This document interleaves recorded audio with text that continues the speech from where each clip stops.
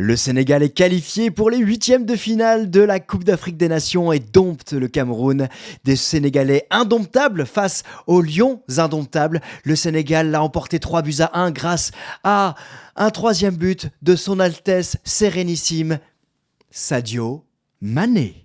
Mesdames et messieurs, bonsoir, bienvenue sur CM Football. Un très grand plaisir de vous retrouver pour débriefer cette rencontre à chaud. Comme d'habitude, on va essayer d'être le plus juste possible. Désolé à mes amis camerounais qui ont suivi cette rencontre. C'est terrible parce que le Cameroun est passé très proche de revenir à 2 buts partout.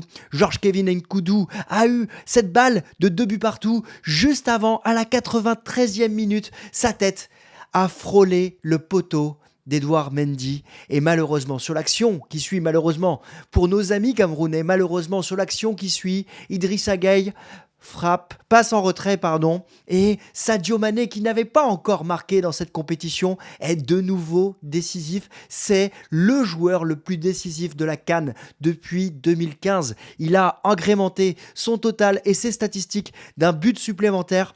Un but où il a vraiment caressé le ballon, il s'est mis en opposition et il a battu Onana. La messe est dite, le Sénégal est donc qualifié. Alors, tout n'est pas perdu pour le Cameroun. On va essayer de faire ce débrief côté sénégalais, côté camerounais. Encore une fois, pour être le plus juste, je sais que vous êtes des deux côtés à me regarder. Et donc, je vais essayer d'être le plus juste possible, même si, évidemment, vous le savez, il y a une satisfaction de voir ce Sénégal l'emporter, parce que je trouve réellement qu'il y a beaucoup de certitude dans cette équipe sénégalaise, et du côté du Cameroun, il y a encore du travail à réaliser, même si tout n'est pas encore perdu pour les hommes de Rigobert Song, qui doivent absolument montrer le même caractère dans leur dernier match face à la Gambie pour espérer aller chercher cette qualification. En tout cas, ce Sénégal avait fait la différence en deuxième mi-temps à la 71e minute. Un vrai but de renard de surface de Habib Diallo, qui n'a pas été parfait, mais je vais dire qu'il a été mieux que lors de la première rencontre. Il a joué en pivot, il a créé des solutions, il a offert un jeu sans ballon intéressant pour permettre notamment à Lamine Camara ou à Sadio Mané ou à Ismaïla Sarr de pouvoir se procurer des situations. Et puis là, il s'est retrouvé au centre, à la tombée d'un centre d'Ismaïla Sarr pour marquer ce deuxième but. Il n'est absolument pas hors jeu, et on reviendra sur la performance d'Ismaïla Sarr évidemment tout à l'heure. En tout cas, ce Sénégal a mené 2-0. On a senti que ce Sénégal avait des certitudes, mais c'est à ce moment-là que le Cameroun a avancé, que le Sénégal a reculé, et ça, dans l'état d'esprit des hommes d'Aliou Cissé, il faudrait y réfléchir, parce que évidemment, quand tu recules, tu fais face à des situations en face de toi, et là, sur un coup de pied arrêté, un nouveau coup de pied arrêté, Jean-Charles Castelletto a vraiment coupé la trajectoire du ballon au premier poteau, et a fait couler des sueurs froides à cette défense sénégalaise que j'ai senti moins sereine. Et on l'a vu, Kalidou Koulibaly, à 2-1, il était là en train d'haranguer ses coéquipiers. Il était très en colère. Il a dit « Oh les gars, faut qu'on se remette dans le droit chemin ». Et Georges Kevin Nkoudou, avant cette balle de 2-2, il en a une aussi sur une tête de Magri, une déviation de Magri. Et voilà, c'est dans les enseignements de cette rencontre, j'ai envie de penser à Aliou Cissé, qui a du travail, encore heureux, tout n'est pas parfait, la compétition est encore longue, le back-to-back est possible, mais il va falloir aborder les moments délicats comme ça avec plus de sérénité, plus de confiance, plus de certitude, parce que on a senti que ça claquait un peu des fesses côté sénégalais à un certain moment, et il va falloir le garder en tête. En tout cas, là où ça ne claquait pas des fesses du côté sénégalais, c'était les certitudes avancées dans la première mi-temps, premier quart d'heure. Encore une fois, là, on a ce Sénégal qui a vraiment fait la différence sur un coup de pied arrêté. Mais avant d'arriver au coup de pied arrêté, j'ai envie de penser à Lamine Camara, qui a joué en pivot avec Sadio Mané ou Habib Diallo, vous me corrigerez en commentaire, et qui a fait cette percée pour obtenir ce corner. Un Lamine Camara quand même, j'ai du mal à imaginer que ce joueur va rester longtemps du côté du Football Club de Metz, tant il est vraiment très intéressant et que il va éblouir le championnat de France et peut-être d'autres championnats dans les prochaines semaines. Alors, vous le voyez, il y a mon fils qui est rentré, je vais lui demander de sortir parce que je suis vraiment en tournage, c'est assez amusant. En tout cas, ici, on a le Sénégal qui est rentré de la meilleure des manières dans cette compétition, dans cette rencontre, en marquant ce premier but, une frappe détournée par Ismail Assar. Ismail Assar qui a eu de la réussite, mais il faut remarquer le geste d'attaquant d'Ismail Assar. Pourquoi ? Parce que au moment où Pape Gueye récupère le ballon, on a un Ismail Assar qui est dos au but. Il va se retourner et se mettre dans le sens du but pour frapper. Il a de la réussite parce que Zambo Anguissa le détourne. Mais bon, il en faut.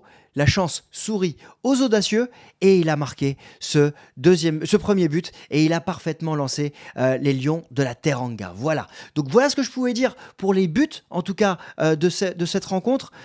Si je dois revenir sur les faits du match, il y a un élément qui va être marquant quand même aussi, c'est que on a notre ami Abdou Diallo qui a pris un carton jaune. Alors, on va revenir après évidemment sur le 11 des deux équipes, mais on a quand même un Abdou Diallo qui va manquer le troisième match. Alors d'un certain côté, on va pouvoir se dire qu'il va pouvoir faire tourner, puisque maintenant il est qualifié, mais il va falloir aller chercher cette première place. Cette première place, elle dépend évidemment du résultat de la dernière rencontre.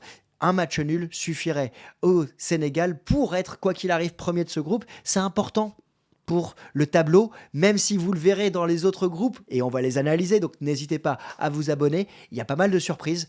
L'Égypte, par exemple, ne terminera pas première de son groupe. Il peut y avoir évidemment un remake de la finale, une revanche de la finale un peu plus tôt dans la compétition. Alors, je voulais revenir sur les statistiques de cette rencontre. Vous le voyez, c'est un match, je dirais, qui semble équilibré quand on voit le momentum, mais pour moi, je pense qu'en deuxième mi-temps, on a davantage un équilibre entre les deux équipes, plus qu'une domination du Cameroun, si ce n'est dans le dernier quart d'heure. Et je trouve que le diagramme n'est pas assez fort dans le dernier quart d'heure parce que les situations ont été vraiment très fortes. Mais en première mi-temps, c'est un match qui a été vraiment dominé par le Sénégal et qui mérite, pour moi, amplement sa victoire. Alors, si on regarde maintenant les statistiques définitives, alors oui, on voit que le Cameroun a eu le ballon davantage du temps, davantage de possession que le Sénégal. C'est pas surprenant quand on voit le dernier quart d'heure.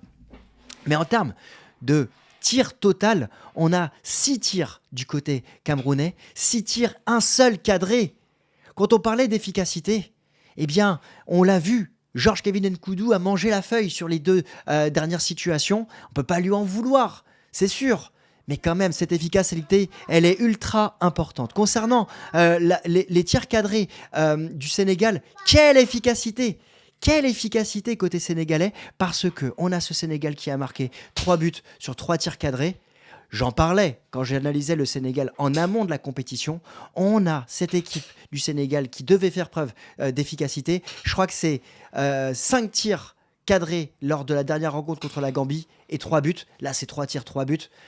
Si le Sénégal continue à être clinique comme ça va être très dur pour ses adversaires. Les choix d'Aliou Cissé, d'abord, on verra sur les choix derrière de Rigobert Song. On a peu de mouvement par rapport au match face à la Gambie. On a cette équipe du Sénégal qui a vu Niakhaté au repos. Sa cheville est touchée. Il a fait rentrer sa défense différemment. Il a fait plutôt rentrer Pape Matar Sarr, qui était donc titulaire dans cette rencontre. Et on n'a pas eu de changement devant. Concernant les changements durant la rencontre, on a eu Idrissa Gueye qui est rentré, qui a disputé ses premières minutes. Et en plus, il a été décisif. On a eu Nicolas Jackson qu'on a eu du mal à trouver. Iliman Ndiaye, un peu imparfait.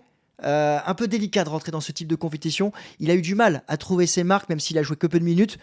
Voilà, on va pas lui en tenir rigueur parce que ça ne change rien, mais il a eu une perte de balle à un moment sur un contrôle qui était un peu délicat.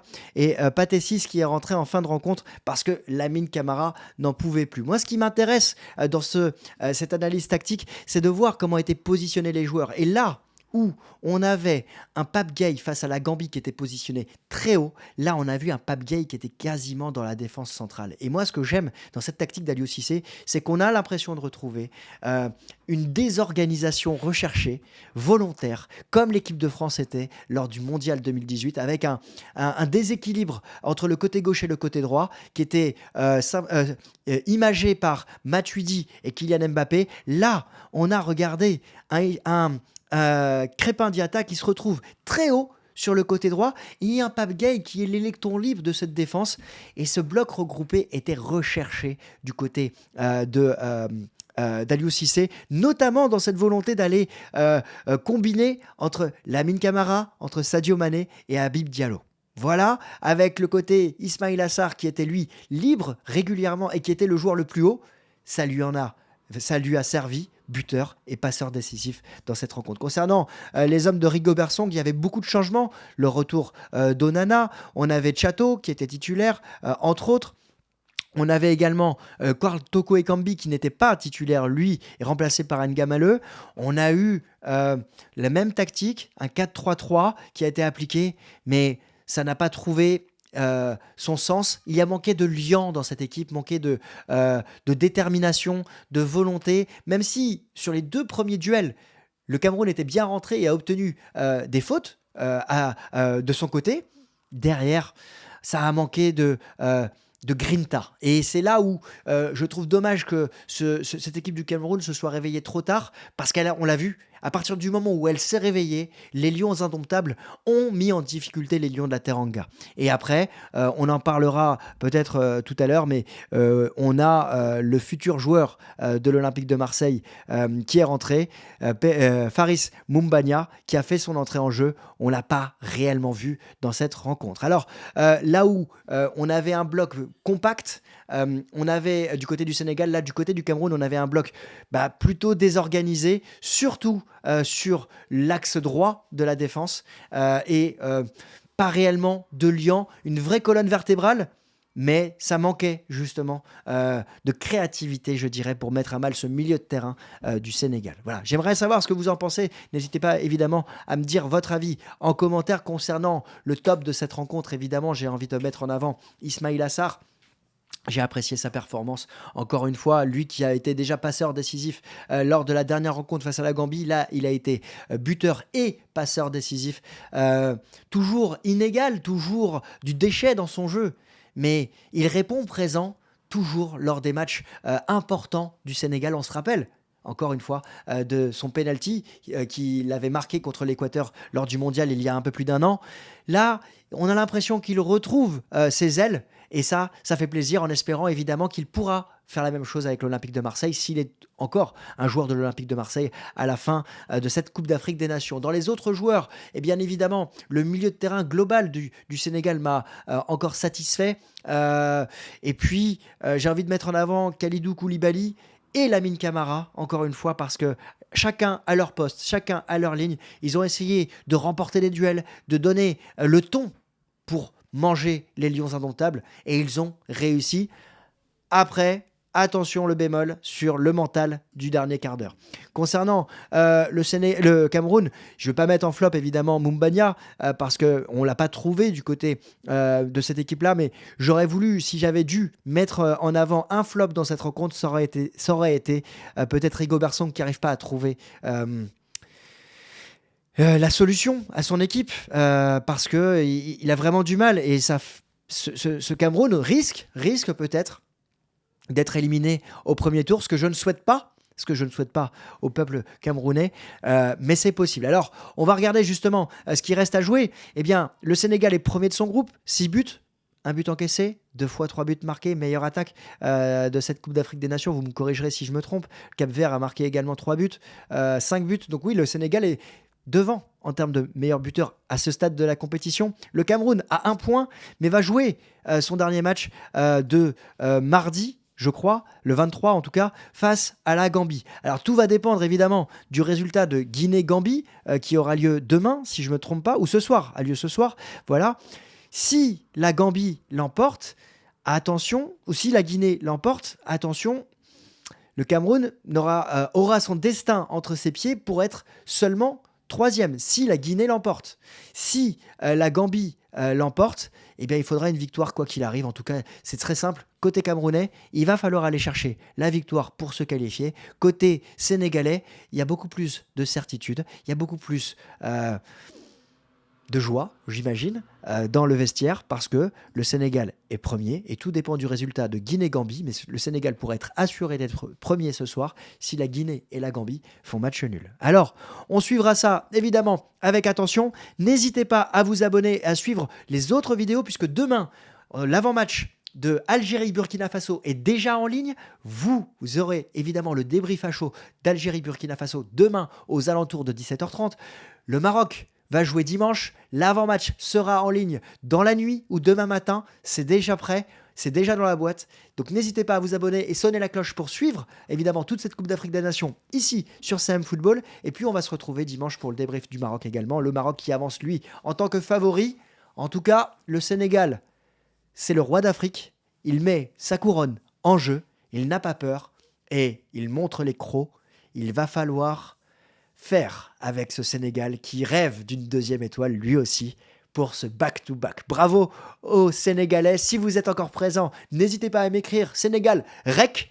Et puis, n'hésitez pas à vous abonner. Je vous souhaite à tous un excellent week-end, très belle CAN. Et on se retrouve très vite, évidemment, pour analyser la suite de la compétition des Lions de la Teranga et des Lions indomptables. À très vite. Ciao.